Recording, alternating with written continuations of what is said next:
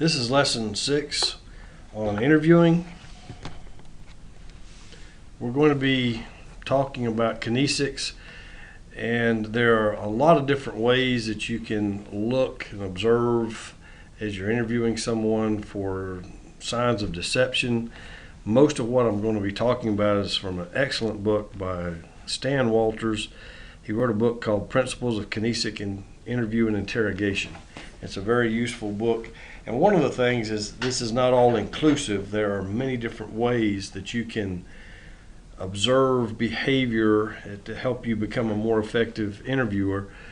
And the more you take, the more you know. So it's not like one is going to mess up another.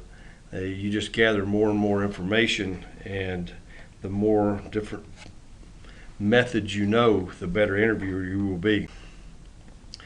Some basic principles. No single behavior proves anything.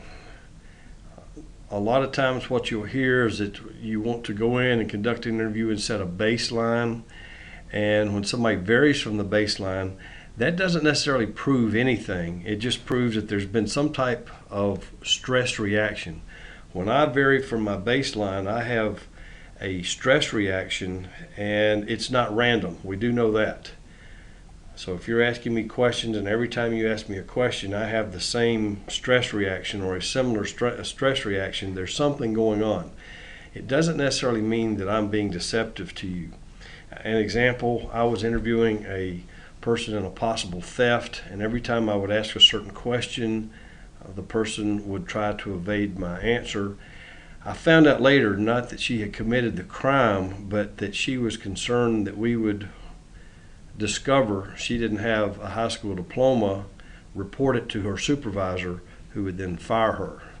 Once she was assured that we were not interested in her qualifications, we were trying to find out, did she in fact commit the crime? Once we assured her of that, she relaxed, and we were able to continue with the interrogation and basically determine she did not commit the crime.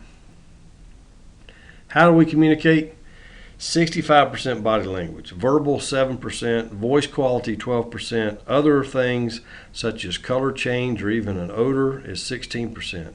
So you're looking at this, 93% of how we communicate is non-verbal. Only 7% is verbal. The behavior that we're looking for occurs within 3 to 5 seconds of a question being asked. Timely behavior is important. Too fast or too late is probably not indicative of a stress reaction. Remember this, while you are watching them, they are watching you. Those in the criminal element are very well versed on watching you and watching your reaction, and there have been times when I've been burned, when I've tried to bluff someone, my bluff's been called, I've lost credibility. I then turn it over to my secondary interviewer to continue with the questioning. Another thing that you look at is the condition of the person being interviewed, concerns with mental deficiencies, children, especially those at adolescence, psychotics, and those with a history of drug alcohol use may affect the kinesics. A person who has possibly hidden their drug or alcohol use is very adept at being deceptive. Stress response states. Now there's several stress response states that deal with negativity, anger, depression, denial, bargaining. So when you're hearing or observing things that would fall within one of these stress response states, you know that you're hitting on something that is tender, let's say. The acknowledgement stage is our stress response, is where they're beginning to accept or admit or confess that something has occurred. Now let's back up for just a second and define admission and confession. A confession is when a person states that they've committed a crime, and within that statement they give you all of the elements of the crime.